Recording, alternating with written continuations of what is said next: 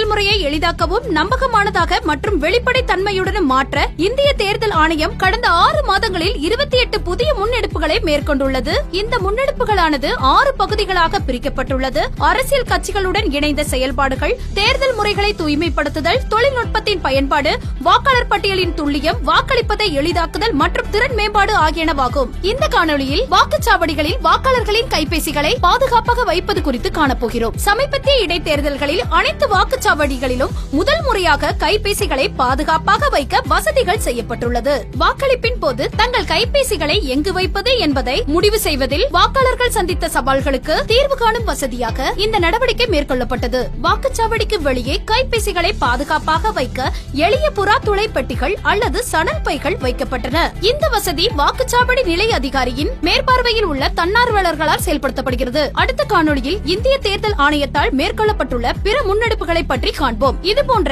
இந்திய தேர்தல் ஆணையம் தொடர்பான மேலும் புதிய தகவல்களுக்கு எங்களது அனைத்து சமூக ஊடக தளங்களை பின்தொடரவும் மற்றும் சப்ஸ்கிரைப் செய்யவும்.